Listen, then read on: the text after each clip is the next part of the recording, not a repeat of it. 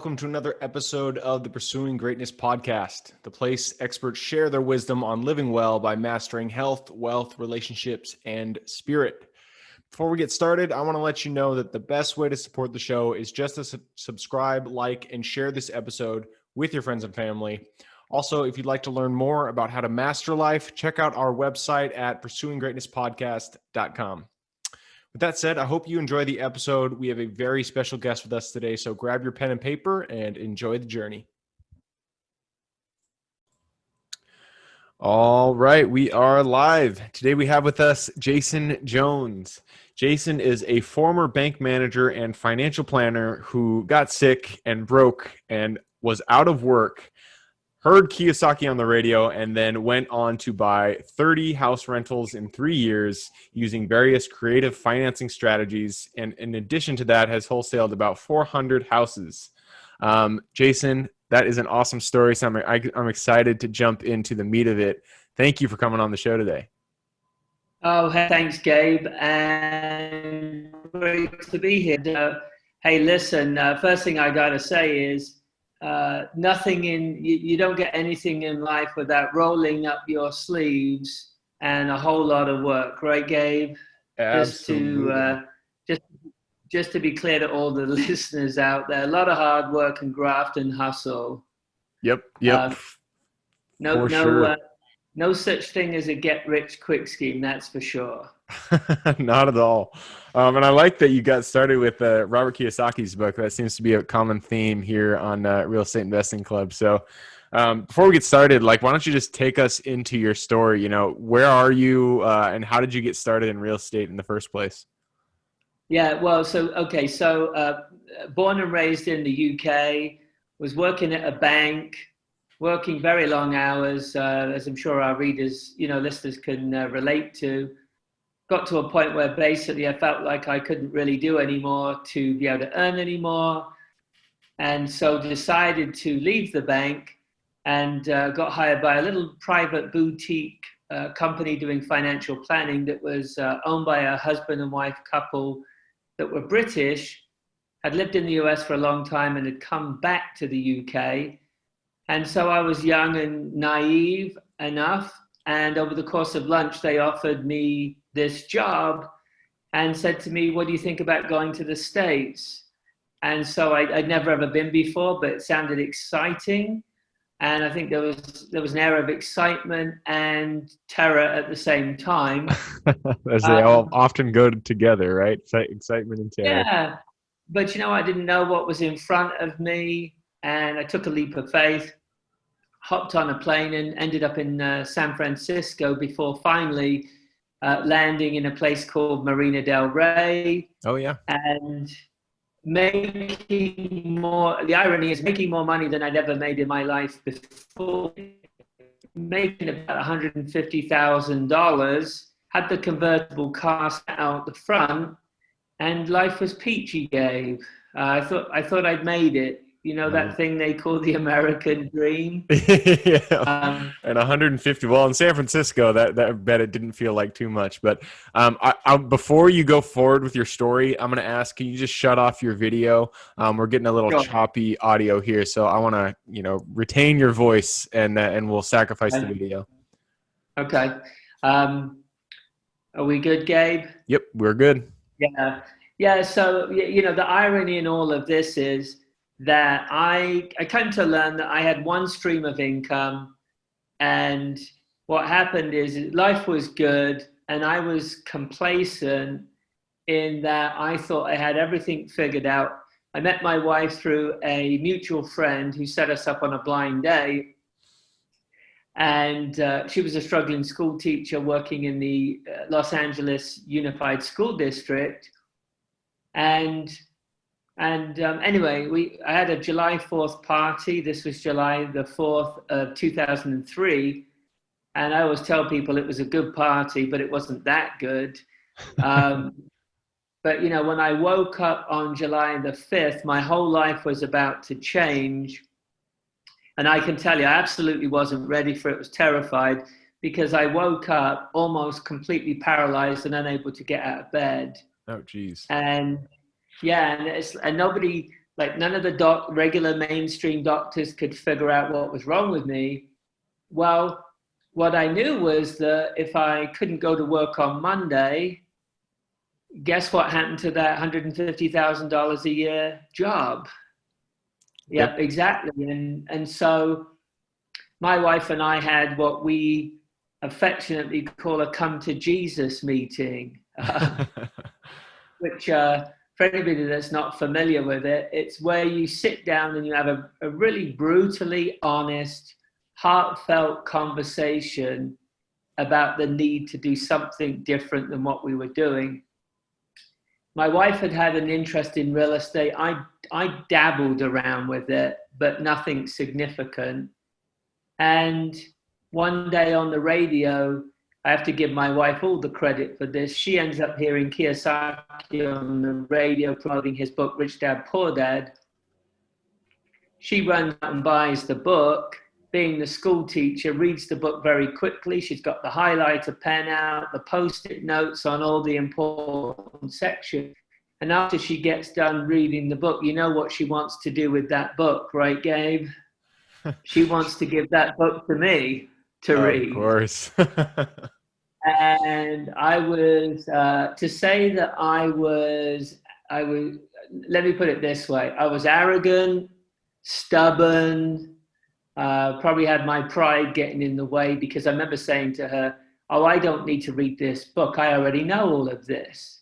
And I married somebody that, I married an equal who doesn't mince her words.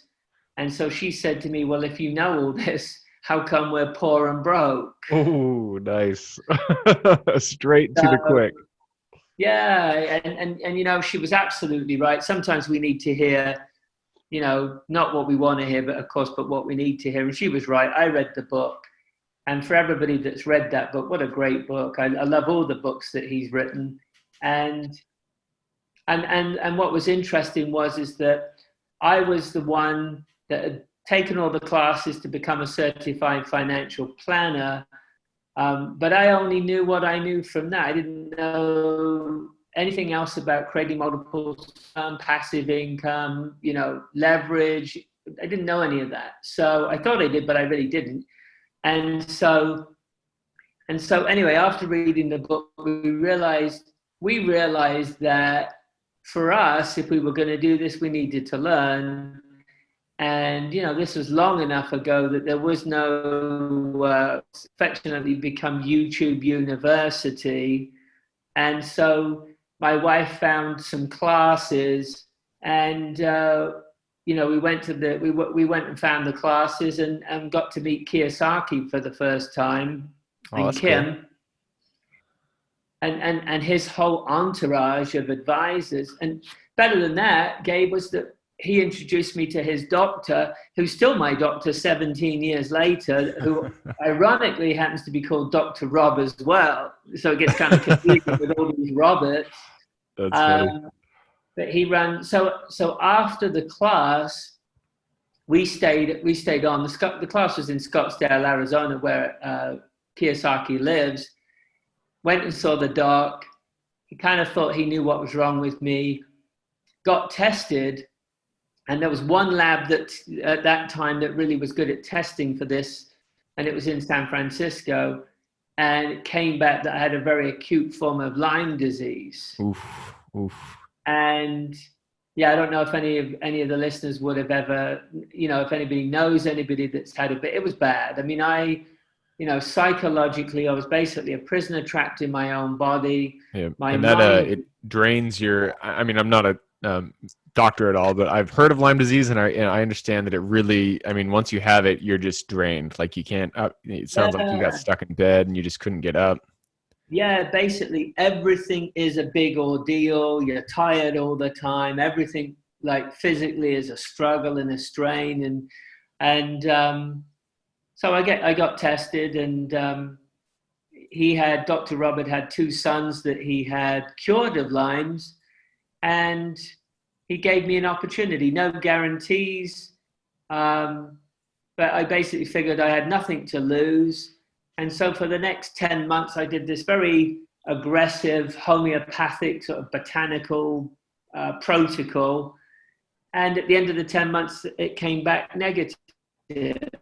And so I slowly, took me a few more years, but slowly started to get my health back together. Now, look, I didn't get it all back. I don't have the boundless amounts of energy that I had before I got it.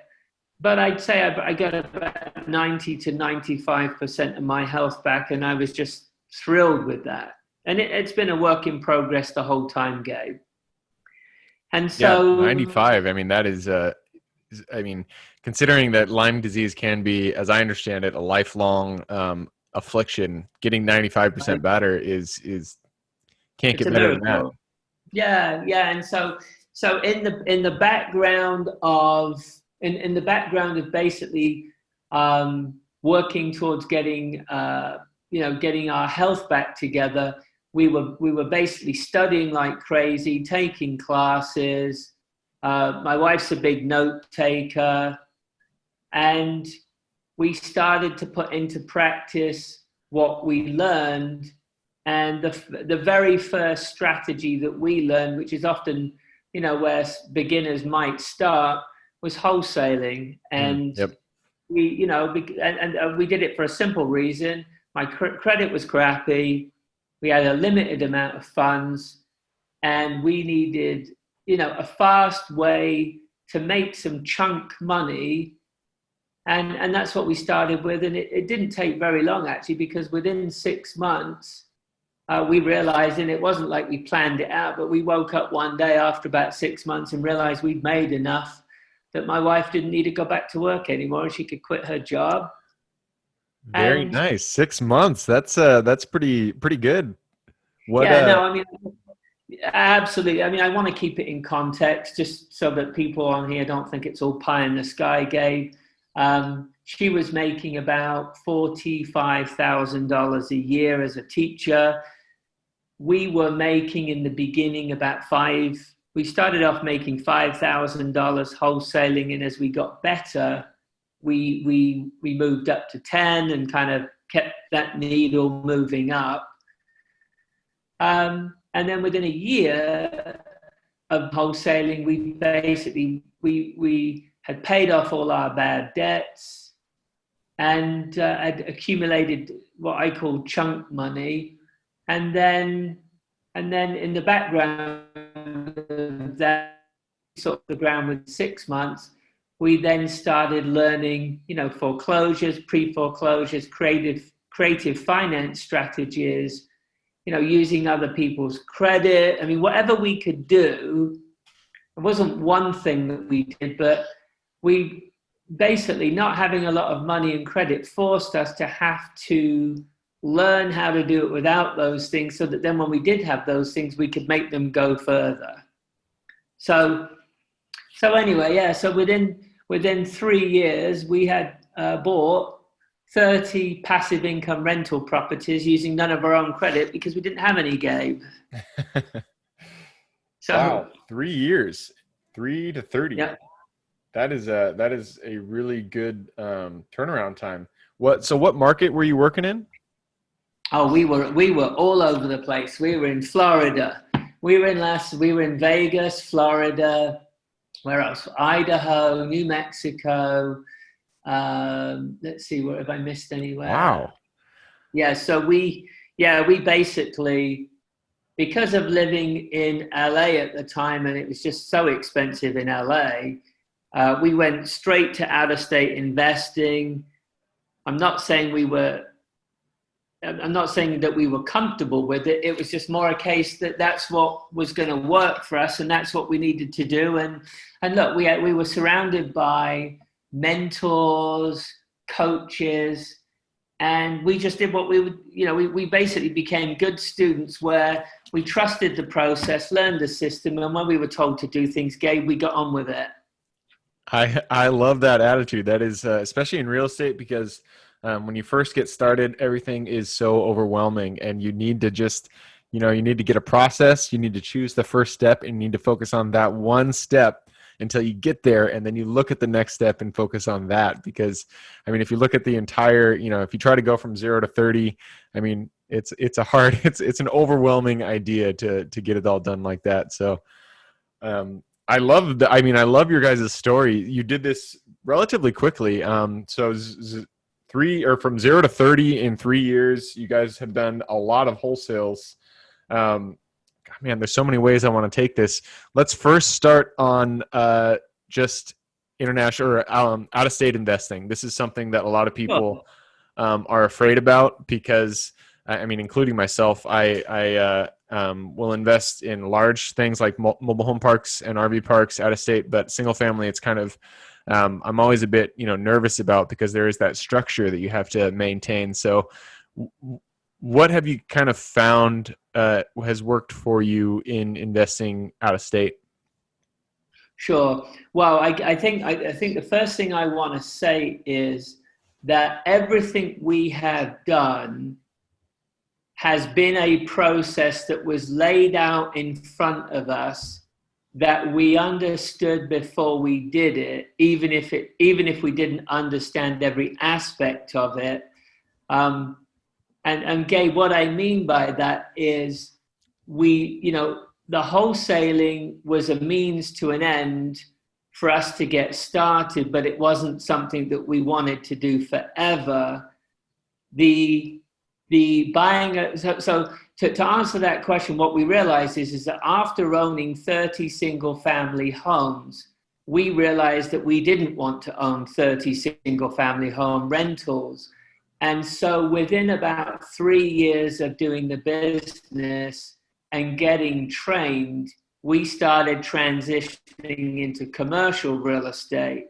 And so basically we had a big portfolio in Vegas. And so we picked those up in 2003, we sold them in 2006. And then we stayed out of the Vegas market from 2006 through 2010, and we let it correct. But really, from about the 3-year mark on, we stopped buying single family home rentals. We then started to basically sell those, cash out, and then started rolling those profits into, my favorite is multifamily and mobile home parks. It's for a lot of different reasons. They're easier to manage.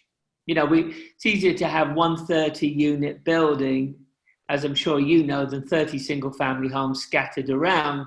But what we learned was with out of state investing is one of the positives is that it forces you to have to build a team. And so I want everyone to know that we didn't do any of this blindly. It was all very well thought out, very meticulous. Before we ever invested in an area, we spent time in that area, in that market, building a team, getting to put the people together. And look, I can tell everybody the good, bad, and the ugly, because if you're in the business for long enough, it's not going to be perfect.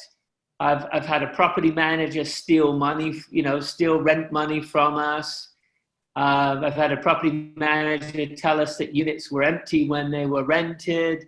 Oh, and wow. What I learned is that you've really got to build the team. It's critical that, I call it OPR, other people's resources, Gabe, and building out and really thinking about, and I got this from Kiyosaki, really thinking about who do you want on your team, and having a process in place to interview, screen them.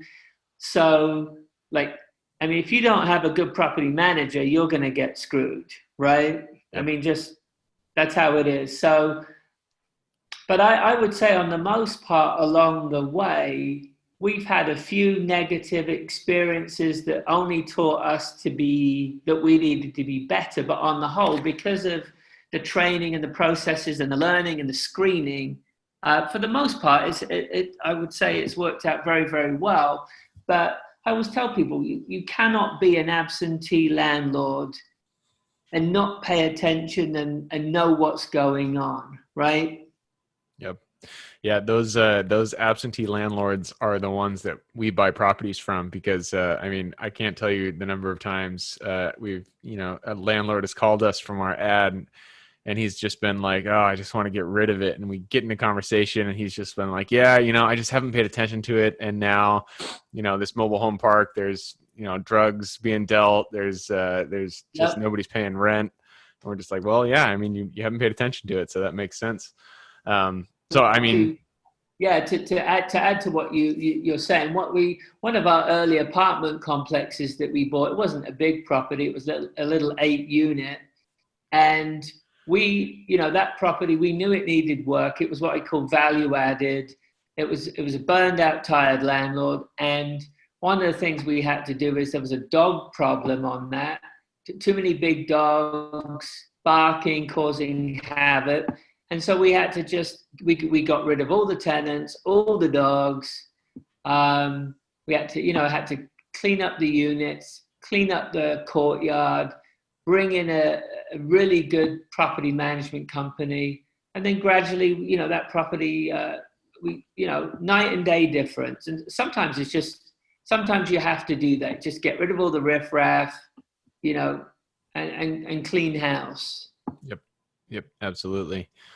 So when you when you went into your first market international, or not, I keep want to say internationally, it's because you have the accent. Right. When you when you first went into your first out of state market, um, how did you build your team? So what was the first person that you Sure. contacted? Was it brokers? Was it property managers? Yeah, so the first market was Las Vegas. One of the reasons we chose that market was its close proximity to LA. We liked the fact that we could drive there, and actually after we got things going there, we ended up moving there for a while just because we were so busy with what we were doing in that market. Mm, The a couple of the like the trainers for Kiyosaki that we got to know ended up they were living out there, and so we got to connect with them, network. They had some resources, and then exactly like you said, we started making connections with realtors, brokers, property management companies. Um, we went to there was a couple of local like real estate investor associations. So we basically just did all the above, and slowly, bit by bit, we started to build the team. And I'm a big advocate. Gabe, I don't know if you've read the E Myth, but Kiyosaki's whole philosophy is I didn't get in. I mean, I need to know a lot of things, but I didn't get into real estate to be the plumber, the electrician, the bookkeeper. And so what I got from Kiyosaki was the mentality that I didn't need to know everything. I just needed to know if things came up. And for me, a big part of it was a couple of mentors that I had early on, was that I could call and lean on, and then just try it, and then find people that were at the top of their game. yep, absolutely. And yeah, I mean, having a mentor, someone who has been there before you, is so key. I mean, Kiyosaki's book is awesome. I that's actually how I got started too. I read Rich Dad Poor Dad, and it just kind of opened my eyes to what could happen. But books don't. I don't know. There's something about books. They give you the information, but it doesn't like. I don't know. It doesn't gel correctly in the brain. But once you get a mentor, somebody who's actually done it, and they can just kind of fill in the gaps that you have the structure from the books, and then the Right. mentor is gonna guide you. It's gonna fill in the gaps and put you on the path that you need to be going. So, I mean, I highly recommend anybody who is listening, watching, they're thinking about getting started in real estate, find a mentor. We have a coaching program at the Real Estate Investing Club, so find somebody who can guide you on that path. Yeah, Gabe, I relate it to this.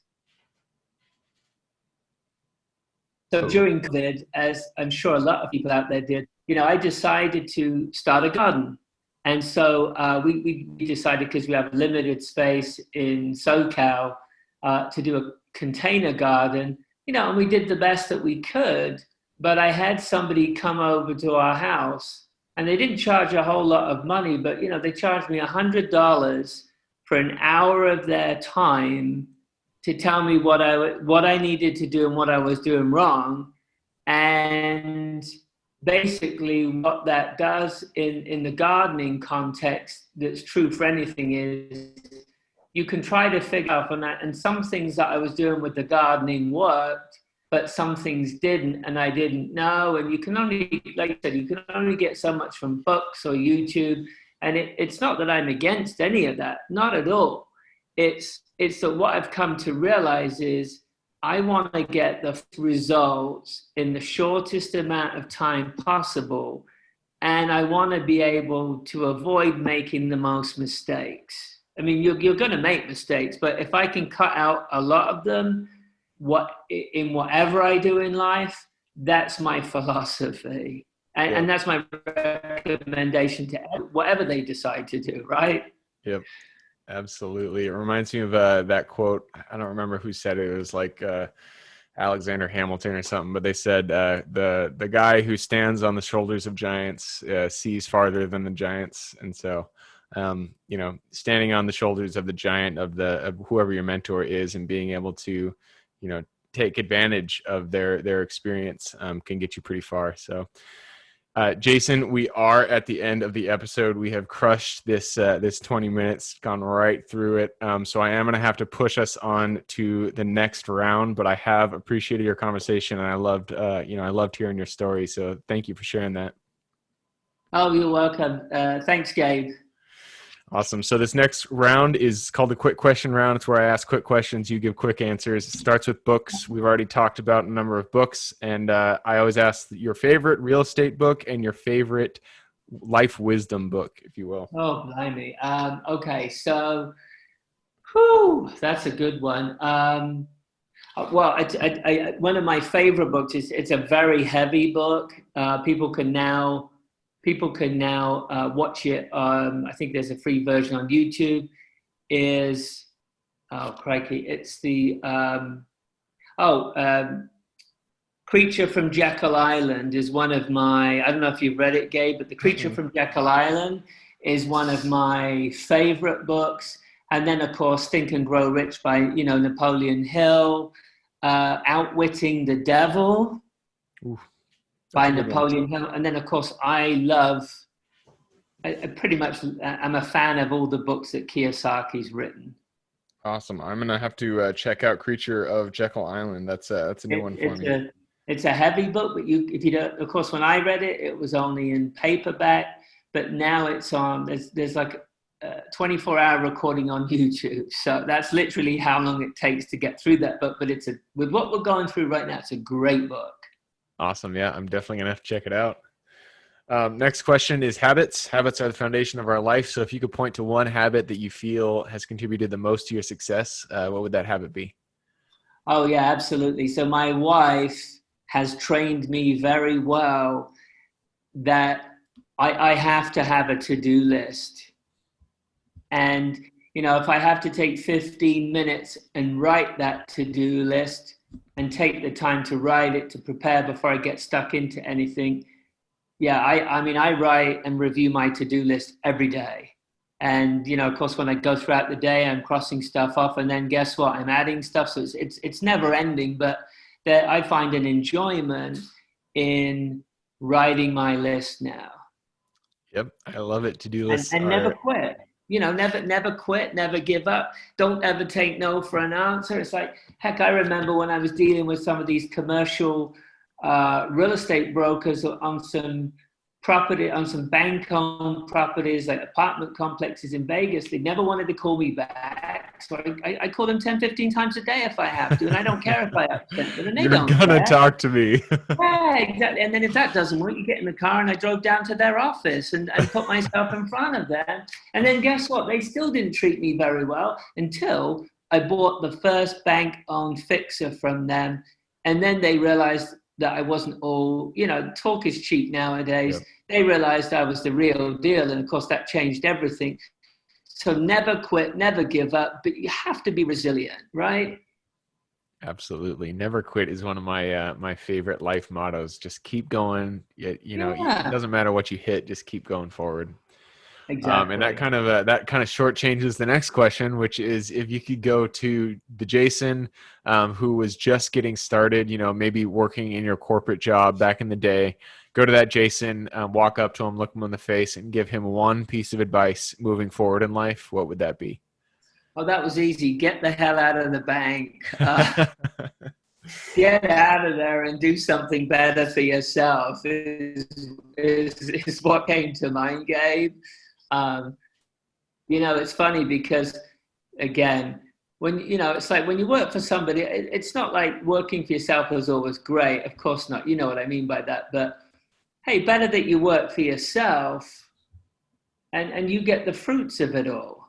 Hmm. And it's definitely not easy, and it's definitely the path less traveled. But yeah, get out of give up my perception of job security at the bank and go do something for myself. That's really would be the advice I would give, and go for it. Yep. Yep. I like to call it choice freedom. I was in corporate and Yeah. I needed to get out just because I needed to be free to make choices with my life. So awesome. And that brings us to our final question, which is, you've given us great advice and I'm sure people listening, watching want to reach out. So what would be the best way for them to get in contact? Yeah, so I've got a website. It's expertwealthbuild.com, or they can shoot me an email at jason@expertwealthbuilder.com. And it's me. There's no robots. There's no paid receptionist or app. They'll get me. Perfect. Expertwealthbuild.com or Jason at expertwealthbuilders.com. I will Oh, put Builder. Yeah, no builder, S on the end. no Builder. Yes. plural. All Yeah. right. I will put that link in the show notes. So if anybody listening or watching wants to get in contact with Jason, you can go below and click through and say hi. Gabe, if I could do a shameless plug, Right in. I wrote two Kindle books during COVID. If anybody wants a copy for free, I'm not charging. I will gladly. They're chock full of content. I wrote them because I'm passionate about the content. If anybody wants a copy of those books, they can have them for free. Perfect. And they'll find that on your website, Expert Wealth Build, correct? Yes. Perfect. Awesome, Jason. Again, thank you for hopping on. I loved your story. For everybody who is here with us today, thank you guys for showing up. Again, you are the reason that we do this. So thank you guys for being here. Again, the best ways to support the show is just to subscribe, like, and share this episode with your friends and family. Other than that, I hope you guys have a fantastic week. Keep going, keep pushing on, and I look forward to seeing you on the next episode. Thanks, Gabe. Thank you guys for sticking with us on another episode of the Pursuing Greatness podcast. I hope you got a lot of value out of that guest. Again, the best way to support the show is just to subscribe, like, and share with your friends and family. Also, check out pursuinggreatnesspodcast.com if you want to get more information about what we do and what we offer. I hope you guys have a great day and keep living in integrity with yourselves. And I look forward to seeing you on the next episode coming shortly.